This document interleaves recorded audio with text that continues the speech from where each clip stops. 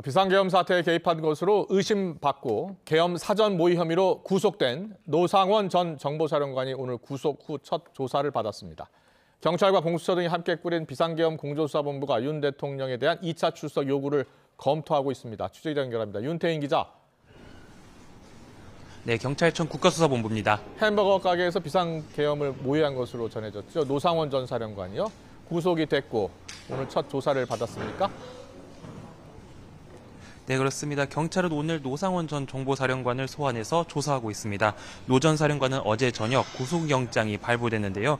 경찰은 노 전 사령관의 구속영장에 계엄 당시 정보사령부 산하 첩보부대인 북파공작부대 HID 운영을 준비했다고 적시했습니다. 노 전 사령관은 또 비상계엄 선포 이틀 전인 지난 1일 경기 안산의 패스트푸드점에서 문상호 정보사령관 등과 계엄을 사전에 모의하고 경기 과천시에 있는 중앙선거관리위원회 장악을 검토하라고 지시한 혐의 등을 받고 있습니다. 노 전 사령관은 민간인 신분인데도 계엄 포고령 초안을 작성하고 계엄군의 선관위 장악 등을 주도한 배후 기획자로 의심받는 인물입니다. 노 전 사령관은 박근혜 정권 당시 정보사령관으로 김용현 전 국방부 장관의 최측근으로 알려졌는데 군인사를 미끼로 현직 장교들을 포섭하고 병력 동원에도 영향력을 행사했다는 의혹도 받고 있습니다. 여인영 방첩사령관은 검찰에 김 전 국방부 장관이 중앙선관위 장악을 지시할 때 노 전 사령관에게 연락하라고 했다고 진술하기도 했습니다. 비선으로 꼽히는 노 전 사령관이 구속되면서 계엄 사전 모의 정황에 대한 수사도 탄력을 받을 것으로 예상됩니다. 네, 공조수사본부가 윤석열 대통령에게 2차로 출석하라고 요구하는 날짜가 언제쯤이 될 것 같습니까?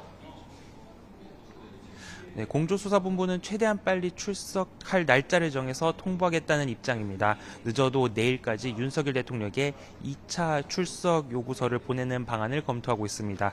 공조본이 2차로 출석을 요구하는 날짜는 오는 21일 이후가 될 것으로 전망됩니다. 앞서 지난 18일 오전 10시까지 공수처로 출석하라고 했던 1차 출석 요구는 인편과 우편 모두 윤 대통령 측이 거부하면서 불발됐는데요. 윤 대통령 측은 수사기관 두세 곳이 경쟁하듯이 서로가 소환에 나서고 있다며 기관끼리 조정이 필요해 보인다고 말했습니다. 하지만 이후에 검찰이 윤 대통령에 대한 내란 혐의 사건을 공수처로 이첩하기로 하면서 중복 소환 통보 문제도 해소될 것으로 보입니다. 그런데 만약 윤 대통령이 소환 조사에 계속 불응한다면 체포영장 등 강제 수사까지 검토하는 것 아니냐는 전망도 나옵니다. 이런 가운데 경찰은 국회 출입을 통제하는 등 내란 사태에 관여한 혐의로 구속된 조지호 경찰청장과 김봉식 서울경찰청장을 오늘 마지막으로 조사한 뒤 내일 검찰로 송치할 방침입니다. 경찰은 김봉식 서울경찰청장에 대해서는 구속 후 한 차례 조사했고 오늘이 두 번째 조사입니다.